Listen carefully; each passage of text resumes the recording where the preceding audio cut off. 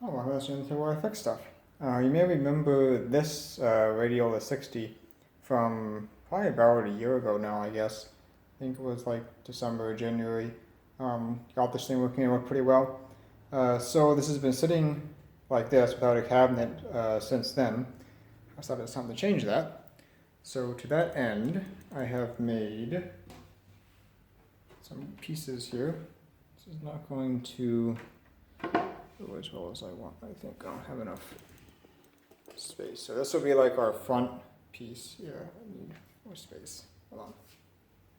Got two, the top and the bottom pieces there, and two side pieces here. So I can back this up a little bit.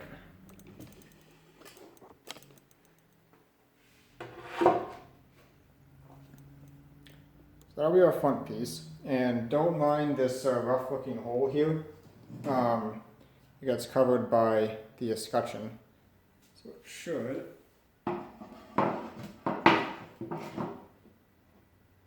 something like that. And you won't even see that rough hole. Same thing with the ones on the sides. The whole thing. They're covered with, this is for the one on that side is for the power switch, and the one on this side is for the volume control. So don't mind those rough holes, don't mind this rough hole. This is for the speaker. We'll be covering that with speaker rail cloth. So this is going to be a pretty skinny cabinet actually, which is, you know, how they did it back then. Even in the regular Radiola 60 cabinet was pretty skinny. I can line up some of these pieces here if this won't all fall down. So you can kind of see that's how skinny it's going to be. We've got the side there next to it. See if I can stand up this one as well. Probably not. I'd like to. Yeah, that one's not going to cooperate. See if I can put the top on. This is the bottom. I've already got the holes drilled for the mounting bolts. I don't have the mounting bolts. I have to go get some. I looked and actually found I didn't have the right size. This will be top here.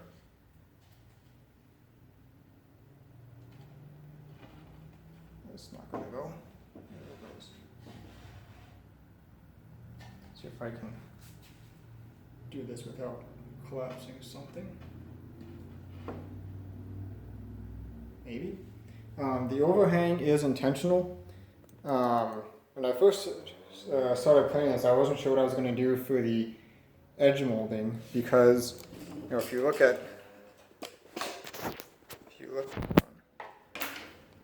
the edge here, you know, you can see the edge of the plywood there. You don't want to see that. So, this was the time to think about what I wanted to do. What I came up with was,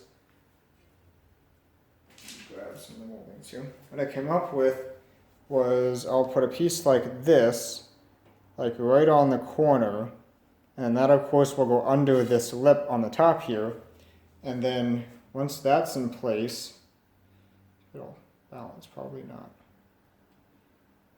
Once that's in place, I've got some molding. I actually lost the one that I want. I can get it.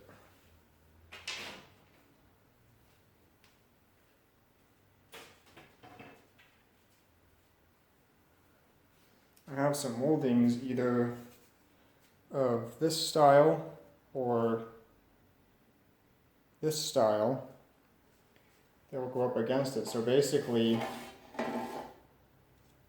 this will go right on the corner like that, and then the molding will go up against it like that. Of course, back against the front, and then I'm not going to do two different moldings. I'm going to do the same style. It's either going to be one of these two styles, and then this one will go, you know, this way. I'll kind of get a corner. See if I can hold it in place here. So kind of get a corner like this, where you've got molding up against that side, molding up against that side, and then this molding on this side will hide the plywood there. That's the plan anyway. Like I said, I'm not actually going to do one on the front, one on the side, like two different ones. I'm going to do, if I use this one on the front, I'm going to use this one again on the side, and vice versa. These are just the two ones that I'm thinking about, two different styles. So I'll see what we go with. So I think this should work. That should go on there and cover that up nicely, I think. So now I've got all this stuff cut out, I'm going to start putting it together. My plan is to glue and nail all the plywood together first, and once I have that, all done and set up, then I'll start working on fitting the moldings. So what I'll do is I can do this like I said on the corner, and of course the bottom overhangs too, so it's going to have the square running from the top down to the bottom. Then we'll put moldings, all the way around on the front, abutting against this lip, the square and the lip on the bottom, and then I'll put another round of moldings around this top to hide this plywood edge too. And then of course around the bottom too. I might do 2 layers of molding on the bottom, like I might do it like around the plywood, and then like under the plywood have another layer because of the way I'm mounting the legs.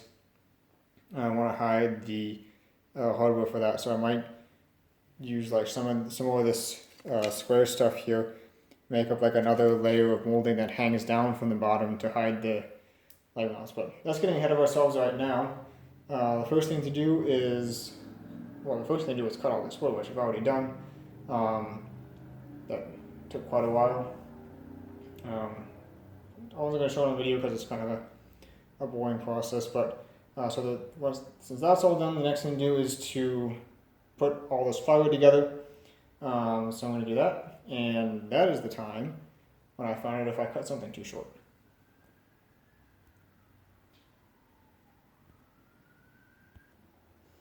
So before I put the top on, you can get a better idea of what I'm going for here. Yeah, I've got the square piece sort of right on the corner there, and then this will go right there against it and hide the side of the plywood there. So I think that'll work out. Obviously, you have to see how it's going to look when it's all together, but I think it'll look fine. And I am going to do these moldings in a different color, so and of course you'll get the other molding right there on the front. Oops. Further into that, so we'll see. But that's the idea anyway. Well, it's together. I think it'll work out.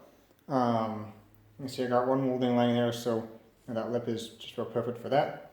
You already saw the lip there was perfect for the square piece. See, another little molding can go here on the front, and then we'll have another molding here, and that'll look fine. So maybe you should be able to maybe like one style of molding here and another style of molding here for the top border. Oh, we'll see. So I think all my measurements came out fine. Unfortunately, they are going to have these nail holes on the top here, so I might look into see what I can do about that. I found, I'm going to be staining this, and I found that the wood putty you can get to fill these doesn't take the stain as well as the actual wood does, so I might look into doing something else there, but we'll see. You can also, I think once it's done, you can also get like some kind of like filler. They can get like filler in the color of the wood and then fill it in, and you don't have to worry about sanding it, but we'll see. For now, the next step is going to be letting this dry overnight because I put wood glue on all the joints too. So I glued it and then nailed it, so it should make a strong cabinet. Oh, uneven, but it could be my floor too. So anyway, let this go until tomorrow. I'll get started working on the moldings probably tomorrow too, and then we'll stain all this stuff. And so what I'm going to do is I'm going to stain this and the moldings separately, and then once the stain is done, I'm going to lacquer them like a sealer, and then once the lacquer is dry, I'll put the moldings on, and then polyurethane the entire thing with the moldings as one piece. Also, to figure out exactly how I want to do this, I'm not sure if I'm gonna, because this hole is small relative to the cabinet. I'm probably gonna make like a larger area for the speaker cloth, just so it doesn't look so small in the front here.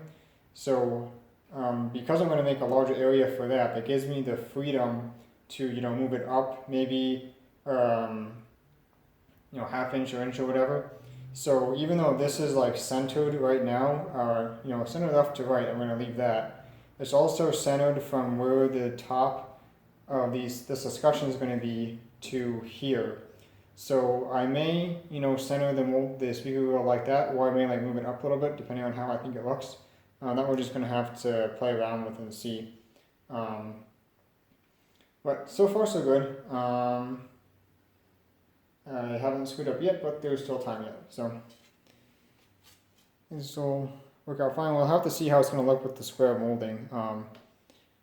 We'll see. Anyway, that's it for now. We'll pick this up again tomorrow. Alright, so it's been about a couple days, I think. I think the last part of this video was shot on a Wednesday, I think. And today's Sunday, so moldings are pretty much all done. There's two tiny little ships down. See if I can point on the camera down there at the bottom corner on the other side that I have to do yet to go along the side. But other than that, I think we're pretty good. I've just got a piece of paper in there for where the speaker cloth is going to be, so you can kind of like visualize what it's going to look like. Because if I take that out, we just got the hole, which is not exactly centered with the molding, even though the molding is centered with the cabinet. And it just looks weird. So, there's a few small issues, but overall I think it'll be okay. So I got my posts in here on the corners, the inset molding around that, and then the molding around the top and the bottom. And I have another strip underneath the outside molding on the bottom that hangs down to hide how the legs mount. You can really see that. So that's the two strips I have to cut for the side yet. I didn't have enough of that, so I have to get some more. So the moldings and the cabinet were both stained and then lacquered separately. And then once the lacquer was dry, I put everything on, scuffed it down a little bit so it's not shiny right now. It's just scuffed and ready for the polyurethane spray. So could be worse. It's not perfect, obviously, but I think it'll do for our purposes. I also painted the escutcheons, so those are drying now. That's why they're not here. But so far, I think we might be okay with this. So I also made some legs too. Those are drying. They're typical 1920s style with skinny cabinets and high legs. So that's what I've done here. The legs are drying, so I can't really show those, but. Just wanted to do a little update here on where we are, and we'll get the moldings and we'll spray this, and then after it dries, it should be ready to reassemble. And I still have to order the door cloth yet too. So I got the door cloth ordered, and yeah, so far so good, I think. Like I said, there are a few small issues. We'll go over those later once everything is finished, but I think it'll be okay. There's a few spots I have to touch up, where I put nails in, like here. Just have to touch that up with black paint or something to hide that while I nail the moldings on. But as you maybe some down on the bottom too, kind of sticking out, so we'll just hide those with a little bit of black paint, probably once everything's finished. Anyway, that's where we are now. Just a little bit more to go yet. Right, well, there it is. Fortunately, due to where I've put this, I can't get a straight shot on it because there's a countertop in the way. But so since the last section of the video, I did polyurethane this with clear gloss. It didn't come out quite as shiny as I had hoped. It's smooth, nice and smooth, but it's just not quite the shiny finish I was hoping for. So not quite sure what happened there. So I did paint and install the escutcheons. I got my grill cloth in there. It's not in front of the window, that's why there's a shadow. Of course, got the legs installed. These legs, I don't know, I think it looks okay. Some people might think it looks funny with these long legs, but this is, normal for 1920s stuff, which this radio is. So that's why I went with these long legs, and then, you can walk up to it and adjust the knob so right at arm's length. So, if you want the short legs, you have to bend all the way down to adjust it, which I didn't want, so that's why I made it that way. Of course, you could have done something else with, mounting the speaker underneath, which some consoles did. The Radiola 80 had the, your knobs and stuff up higher and then the speaker down the bottom, but that's kind of just what I went with. So, anyway, it's, in my opinion, it's better than just having a bare chassis sitting there. Obviously, it's not perfect. I made the mistake of trying to outline the letters there in black.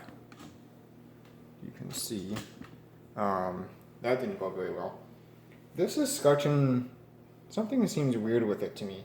It was very difficult for me to get this placed in such a way that the dial was aligned with the escutcheon and the escutcheon was aligned with the cabinet.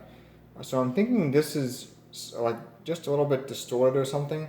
And what backs up that statement is when I was doing this, I thought it would be smart to just get a stick of wood, like a flat stick of wood about that long, and put the black pin on the back of that, and then just push it against there to just get the tips of the letters. But when I did that, only about 2 letters actually got ink on them. So this is not flat across here. This is all kind of ripply. So I tried to go back and then touch it up and then kind of just messed it up. So I have to go back again and then try and touch up by the inside of the A and the inside of the D with some silver paint inside of the 6.2.